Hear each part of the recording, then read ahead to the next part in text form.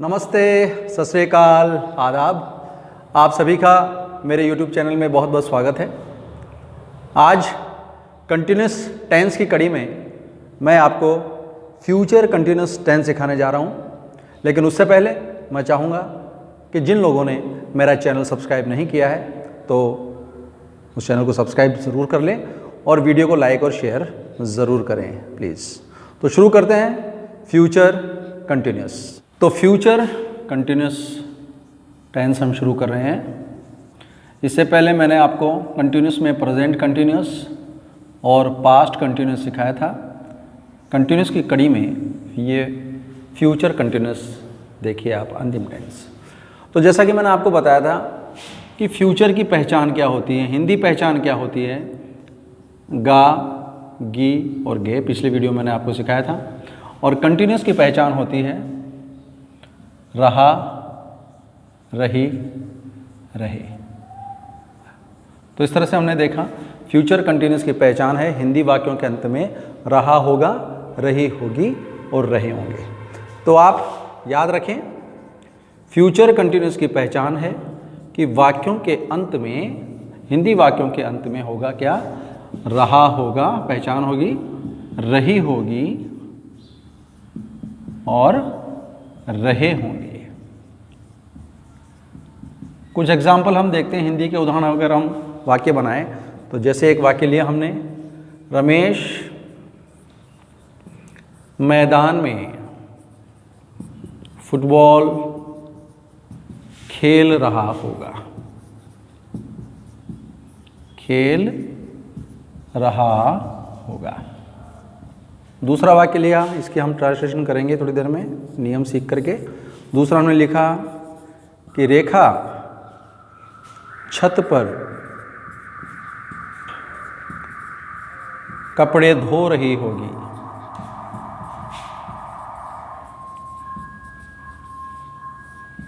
रही होगी, यहाँ रहा होगा। तीसरा एग्जाम्पल हमने दिया, वे रसोई घर में खाना खा रहे होंगे, खाना खा रहे होंगे। तो इस तरह हमने देखा कि तीनों वाक्यों के अंत में अगर आप देखें रहा होगा, रही होगी और रहे होंगे आ रहा है, तो ये फ्यूचर कंटिन्यूस टेंस है। अब बनाने का इसका क्या नियम है, पैटर्न आपको याद रखना है। पैटर्न जैसा कि मैंने आपको बताया था, जो साधारण वाक्य होता है, सिंपल सेंटेंस होता है, उसमें सबसे पहले आप देखेंगे कि सब्जेक्ट आता है, कर्ता आता है, काम को करने वाला। यहाँ पर आप ध्यान रखिए, सब्जेक्ट के बाद हमें हेल्पिंग वर्ब लगानी है, क्या, विल। सभी कर्ताओं के साथ आपको विल का प्रयोग करना है। उसके बाद बी, विल बी। उसके बाद वर्ब की फर्स्ट फॉर्म के साथ आपको लगानी है ING। उसके बाद ऑब्जेक्ट और उसके बाद अदर। जो भी शेष बचा है उसको हमें लास्ट में लगाना है। इस पैटर्न के अनुसार आप इसको ट्रांसलेट करने की कोशिश कीजिए। सब्जेक्ट आपको पता ही है क्या है, रमेश। वर्ब क्या है, खेलना। ऑब्जेक्ट क्या है, फुटबॉल। और शेष क्या है, मैदान में। बनाइए, सब्जेक्ट हमने लिया रमेश, उसके बाद हमने लगाया विल शैल में से विल। उसके बाद बी, वर्ब है प्ले, खेलना। उसके साथ ING जुड़ गई, प्लेइंग। ऑब्जेक्ट क्या खेल रहा होगा, फुटबॉल। और फिर जो बच गया वो आपको लास्ट में लगाना है, क्या है, मैदान में, इन द ग्राउंड। तो Ramesh will be playing football in the ground. आगे देखिए, रेखा छत पर कपड़े धो रही होगी। यहाँ सब्जेक्ट आपने देखा कौन है, रेखा। उसके बाद विल शैल में से आपने क्या लगाया, विल। उसके बाद बी, वर्ब क्या है, धोना यानी वॉश, वॉशिंग। ऑब्जेक्ट क्या है, कपड़े, क्लोथ्स।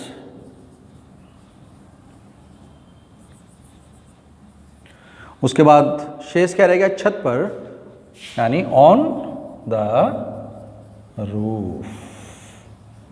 छत मतलब रूफ। तो इस तरह से Rekha will be washing clothes on the roof. आगे देखिए, वे रसोई घर में खाना खा रहे होंगे। सब्जेक्ट क्या है यहाँ पे, दे। विल शैल में से क्या लग गया, विल, उसके बाद बी, वर्ब क्या है, खाना, ईट, उसके साथ हम आईएनजी जोड़ेंगे, ईटिंग। ऑब्जेक्ट क्या है, क्या खा रहे होंगे, खाना, खाना मतलब फूड, और शेष क्या रह गया, रसोई घर में के लिए in the kitchen, KITCHEN, kitchen. तो ये था हमारा सिंपल सेंटेंस फ्यूचर कंटिन्यूस का। अगर आगे हम देखते हैं नेगेटिव सेंटेंस यानी नकारात्मक वाक्य। और जैसा कि मैंने आपको पहले सिखा रखा है, नेगेटिव में नहीं का प्रयोग होगा। जैसे हम एक एग्जाम्पल अगर हम सीखें तो मुझे उम्मीद है कि आपको सब समझ में आ जाएगा। एक एग्जाम्पल लिया हमने, मोहन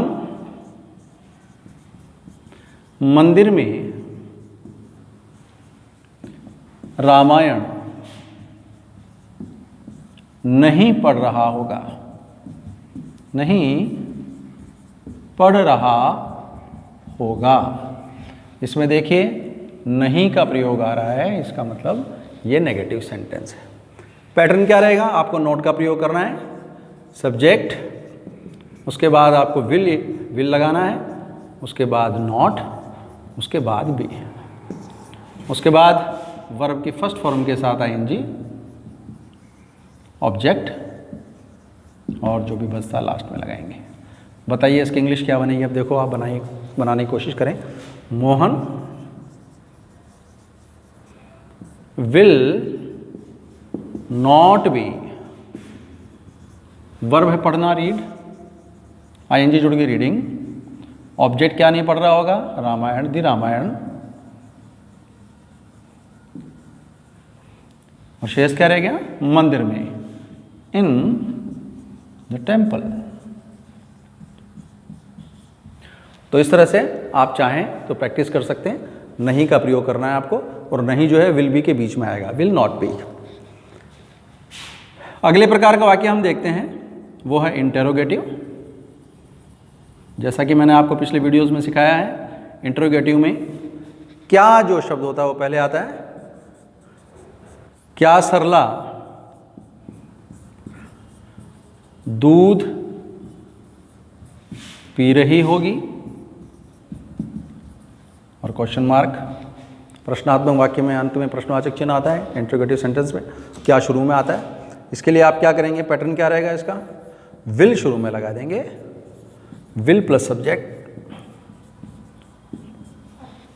उसके बाद बी, उसके बाद वर्ब की फर्स्ट फॉर्म आईएनजी, ऑब्जेक्ट, और अदर, लास्ट में क्वेश्चन मार्क। बनाइए क्या बनेगी इसकी English. Will Sarla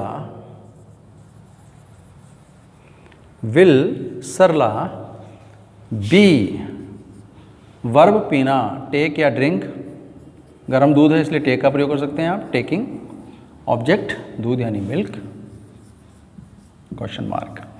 will Sarla be taking milk. तो इस तरह से आप बनाने की कोशिश करिए। अगला देखिए आप, इंटेरोनेगेटिव। जैसा कि मैंने आपको पहले बताया था कि इंटेरोनेगेटिव में नहीं शब्द जो है वो जुड़ जाता है। जैसे क्या सरला दूध पी रही होगी, इसमें अगर अपन नहीं और जोड़ दें तो इंटेरोनेगेटिव बन जाता है। क्या सरला दूध नहीं पी रही होगी। एक एग्जांपल देखते हैं। क्या राम बाजार में फल नहीं बेच रहा होगा।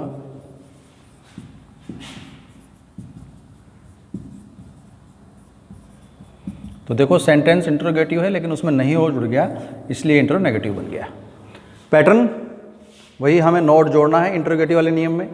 विल शुरू में लग जाएगा, उसके बाद सब्जेक्ट लेंगे, उसके बाद नॉट, उसके बाद बी, यानी विल और नॉट बी का प्रयोग हम करेंगे।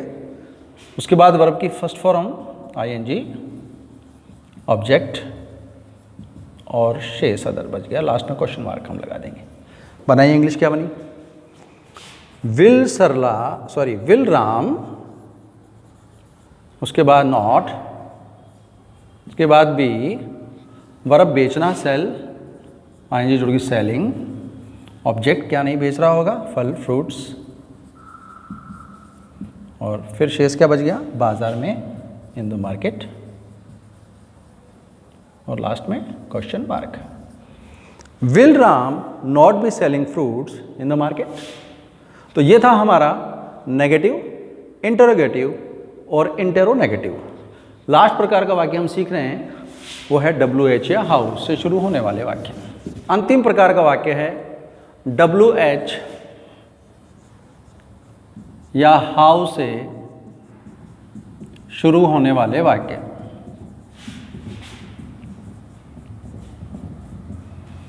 ध्यान रखो WH से जो शब्द आते हैं वो कौन कौन से मैंने आपको सिखा रखे हैं। जैसे हम लेते हैं एक WH का शब्द कब, या वाट यानी क्या, वेयर यानी कहाँ।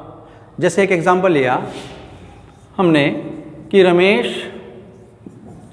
कहाँ सो रहा होगा।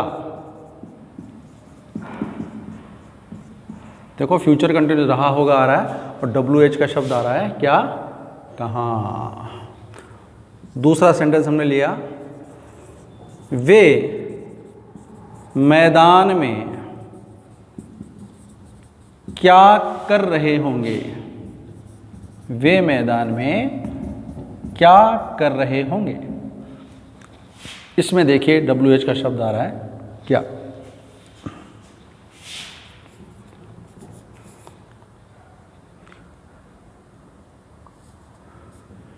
गीता गांव में कैसे रह रही होगी।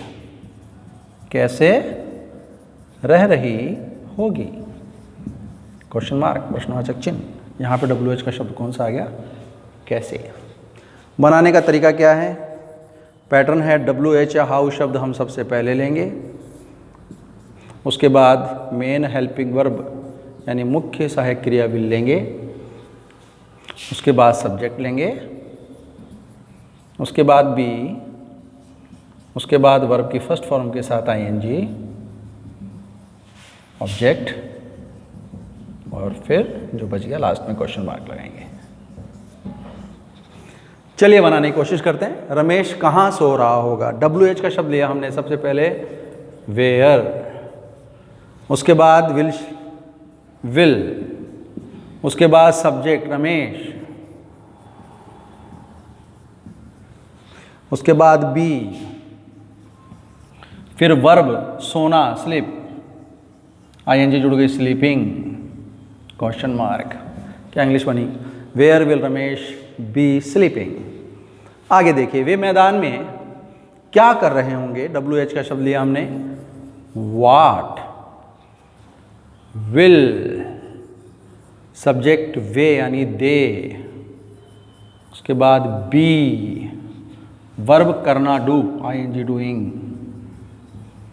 What will they be doing. शेष क्या रह गया, मैदान में, इन द ग्राउंड, ऑब्जेक्ट इसमें है नहीं, इन the ground. What will they be doing in the ground. Last देखिए, गीता गांव में कैसे रह रही होगी। कैसे के लिए हाउ विल, सब्जेक्ट है Geeta, how will Geeta be, verb है रहना लिव, लिविंग, ऑब्जेक्ट कहाँ रह रही होगी, वैसे है नहीं इसमें, ऑब्जेक्ट नहीं है, शेष रह गया गांव में, in the village, question mark. How will Geeta be living in the village. तो इस तरह से आप वर्ब लीजिए और प्रैक्टिस कीजिए WH या हाउ शब्द का सेंटेंस बनाने के लिए। तो मुझे उम्मीद है कि आपको फ्यूचर कंटिन्यूस टेंस समझ में आया होगा। अगर फिर भी कोई समस्या है तो आप मुझे कमेंट बॉक्स में सवाल पूछ सकते हैं। हाँ, एक बार फिर से मैं चाहूँगा कि जिन लोगों ने मेरा चैनल सब्सक्राइब नहीं किया है तो प्लीज़ मेरे चैनल को सब्सक्राइब करें और वीडियो को शेयर और लाइक ज़रूर करें प्लीज़। Thank you.